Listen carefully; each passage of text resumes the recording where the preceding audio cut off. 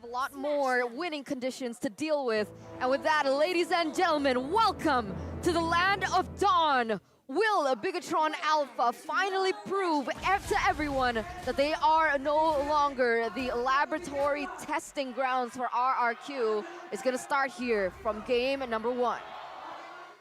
Looking at the emblems here for both of these teams, everything seems normal until you take a look at Naomi. I didn't quite get a full glimpse of it, but because it was earlier on, but I have to check again. Yeah, he went for Inspire, 5% extra cooldown reduction for Naomi. There you go. You can see it right below the Tenacity, right next to the Tenacity that he went for. Meanwhile, for BTR, very safe. 3 or 4 Tenacity. Super Pin, though. He's looking for an invade, Gani. Oh, see here, just missed that one. But now take a look at this. Super Pin now will be forced to use the Flicker early. But then again, Bigatron will comfortably take that lead, though. I think Bigatron understand Versik and Ling, right? The fact that the Ling can put pressure on each and every single lane, but not like that. And so they go for Tenacity, a little bit more safe, a little bit more sustain in this early game, which is what Bigatron Alpha are banking to dominate. Ling still going to be able to get that purple buff, so Bigatron Alpha have yet to punish RQ's early game. Oh, Super Ken, take a look at the damage early game already towards Skylar there. No commitments though, just yet. Still, no first blood on the board for the first 2 minutes. That's what the Thrill gets you, man. It's the same build that Taz went for, same emblems, Thrill, Season Hunter, and the Killing Spree. And the Paquito in the jungle becomes just so lethal, and it's utilized as a flex perfectly here. Better mid-control for BTR. Oh, Banana taking a lot of damage already, half HP. Appraisal's Wrath hasn't been charged yet here. There you go. Oh, on towards Super Ken now. First, he jumps in. That's a green light. Let's see, Tempest Blade will be popped as well. First, the blood falls to the young king. Let's see now. Retribution on point. First blood on towards RRQ. Take a look at the real world relation as well. Good collapse by the side of RRQ. 2-4-0 trade, RRQ going to be able to pick up that objective. So in that particular situation, it's RRQ winning it all out. Very different to the Talent's prediction here. 1 versus everybody. Radit overkill over at that Indonesian desk. But there it is. The comfort coming through for RRQ. Banana on the Fredrin. We saw what he was able to do on the Fredrin. Back at SPS, he's able to do the same thing. And all he needed to do was that. Chunk Super Ken really low. Give Versik enough time to finish it off. And then it's just history. RRQ, more control. Man. We have to talk about that fight here. By the way, shout out Arashi, Talent Prediction 21? King right now, 21. RRQ has been doing him real good, even with the wins, because he has been predicting RRQ solo, I think yesterday as well. Let's talk about how they won that fight, man. RRQ, Banana with a great Appraiser's Wrath, but also Super Ken walking in to that Appraiser's Wrath, absolutely getting demolished. Low HP, and that's just the sign for Versik to get in. And with that, now Versik is 300 gold ahead. Something you definitely do not want to see for Bigatron when you're up against an assassin like a Ling. Snowball Prower is in him to just go and control the game. He's already on the way to the corrosion site, and Super Saiyan needs to respect this. Versik getting even more gold down below. But do you not think that this is what the outcome that we would expect? The fact that Super Ken, his power spike, it happens a little bit later on because it's still 4 minutes in the game? It's the complete opposite. Super Ken should get that power spike a bit earlier. And that's why earlier on you saw that Turtle Control was full BTR until that Appraiser's Wrath hit. And it took Super Ken low. Banana was low. He got full HP back because of that Appraiser's Wrath. And Versik was already completely zoned. RQ were ready to concede that Turtle until that big play happened. And now it's BTR who have to wait, have to react to RQ's proactive movements. Let's see here now, the second turtle. It seems like both teams will target that neutral objective. Naomi, the POTM yesterday with this Gufra. Let's see what will he can do. Jumps on towards Vin.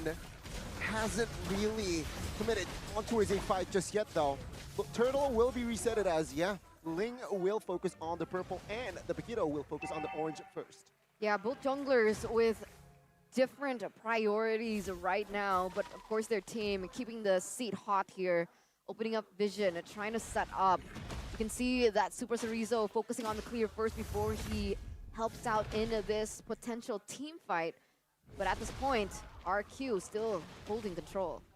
High-stake game for both of these teams, and you can see that both these teams are holding their weapons out. They're trying to just get a read of each other. But Versick has a level lead over Super Ken. This is definitely going to help in the next neutral objective to come.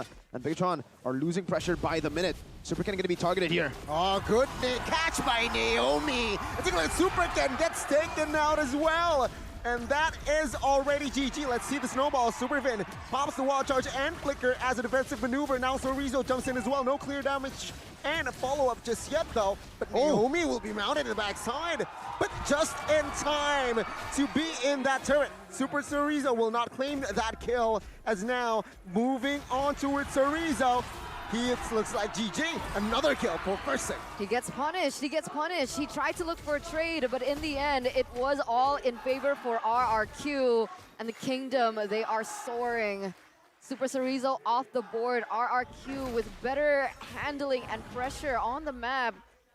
And what does this mean? RRQ 2,000 goldie. Can Bigatron try and force this fight in this objective? I think they can force a fight. There's no purple buff on Versick, but man, Super Ken is so far behind. He's been caught 2 times. RRQ have read him out like a book. These robots, their programming has been infiltrated by the Kings. And slowly but surely, they're pushing once again here. Whoa. As already something brewing up here by RRQ. Are they looking for a pick? Naomi, there you go. Oh, there you go. The catch and the coordination comes through. Supervin now will have to force to use the wild charge. No flicker in hand that time, so yeah, the wild charge will do.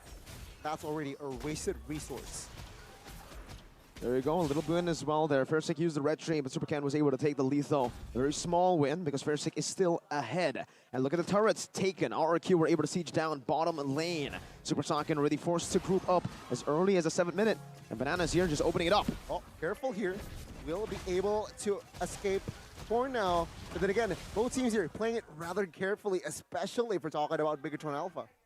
For sure, for sure. Both of these teams, they want to stick to that win streak that they built for themselves so far at MPL ID Season 12. So you can definitely expect that they are playing towards that. I saw earlier on that Super Ken was able to get that Malefic Roar, so they have to respect that damage as he's on the way here down. Oh, they're going to collapse here. Tempest a blade towards Super Saiyan. Good night! Whoa. Oh, he survives! Finding the shutdown as well. Naomi forced to use the flicker, and now Bigatron, they are the ones re-engaging. Oh, mounting Banana, isolating this guy. Will there be enough damage though? Question is not yet. Banana will be able to escape. It's a shutdown. That was a good win, and it's on to Super Saiyan. And this will facilitate BTR's way back in the game. That 2.5k gold lead, wow, with 1 kill on the board, shows you how much impact Versick had with those 3 kills right before he died. And now Super Ken is the one who's looking for scraps on the map. He's objective-based, not the usual objectives that you would expect from a jungler, though. Yeah, but he's looking for what he can, and he's catching up really quick as well, right? Already both at level 12 in terms of that jungle EXP. And finally, Super Moreno gets his hands on the Lightning Truncheon. The damage wasn't really there, even though there was a really good pick from Bigatron by Super Sorizo. So if that happens again, then it might become a different outcome with the damage already coming through as Naomi opens up the map. And there you go, look at that! Damage. Oh, the poking damage is there, definitely now. Sorizo will zone out Banana. Is this the green light for Bigatron to really commit? Let's see, the knockup has gone through. Then again, no one pulled the trigger. Banana now quite low health HP. Lock charge on towards one. Naomi, real revelation, and Super Ken finds a lord. Supervin will be taken out though, as another member will be taken out as well. Now let's see, Versick jumping in towards the backside. Naomi very low. Super Ken caught, isolated, taken down. 3 members taken out by the side of Bigatron Alpha. Oh, they're looking for more. Look at Banana going in very aggressively. Clay as well. Oh, force him to use the flicker. The mid-side falls, but Saiyan, what are you doing? Careful. Has not yet popped and triggered the crossbow of Tang. More map control here from RRQ. A big mistake from Super Ken there. He was looking to ambush, but he missed his jabs. And RRQ completely capitalized here. The way that they were able to take that, it's the understanding of how they can win these team fights. They know that the Lord was gone. Wait, there's a fight again. Oh, Supervin 2 overextended. gets punished.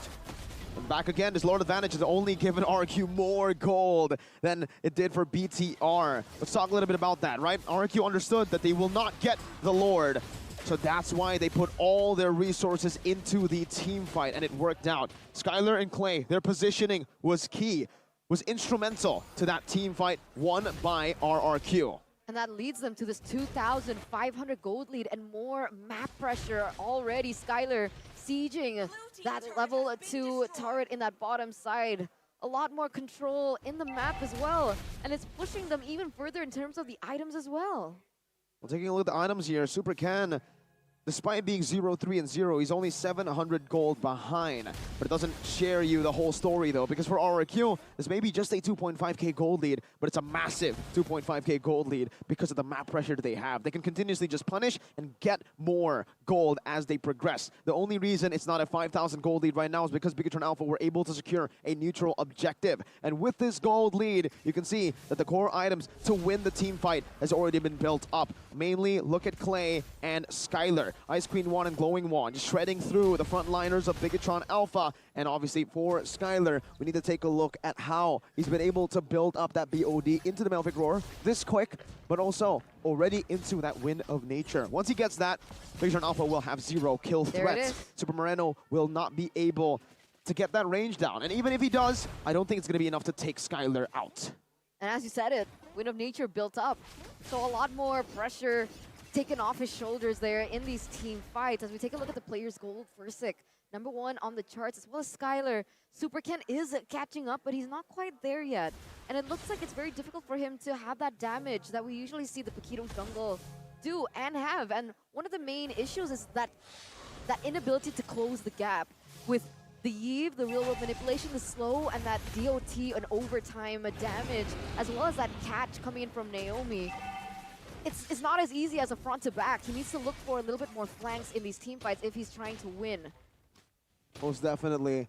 And right now for BTR, if they are still trying to win in this game, it has to come through Super Saken, who's already building to that Melphic Roar. But I don't think it's going to be enough, really, to pressure RRQ. They're tanky boys, beefy boys, and those weakness points aren't going to give itself out. Oh, Lord, munches very, very fast. Versic claims the Lord here. Enhance 1. Oh, take a look at the mount here. Naomi mounted. The damage is definitely there. Forcing him to use the flicker. He survives though, but on the other side, then misses that wall charge. Take a look at Zorizo now. Taking the heat, taking him down as well. What a revenge by Naomi. Beautiful plays by RRQ. Clinical game by them. Look at how they're able to pace it slow, really slow. They're playing Bigatron Alpha's game, Bigatron's slow tempo game that we know from Snapdragon Pro Series. We're seeing it from RRQ. They're replicating what BTR are doing. They're copying and they're doing it better. My goodness, Bigatron Alpha, they're in a bit of trouble now because their main strength has been read out by RRQ, and RRQ are marching down on the base. For sure. And it looks like history may repeat itself here for game #1 as Naomi already charging on to Super Ken and gets him. Oh, good night, Super Ken. RRQ, not a miss in this game just yet. They're 1-10, and take a look at the tier 2s. Oh, real world collision now popped as well. But the base turret here. Really? Oh, the damage from Beatrix. So precise. Another kill, and add to that, another base turret taken down. Skylar, and look at Banana going straight in for the base. Versic on the top side, claiming control of the turret. And it looks like that this might be the beginning of the end of Bigatron's win streak. It was 2,500 gold lead 2 minutes ago, and now it's 7, it's 10. Take a look at the base, Versic munching it. It's Clay. They do not play, they just want to slay, and they take game 1. They take game 1.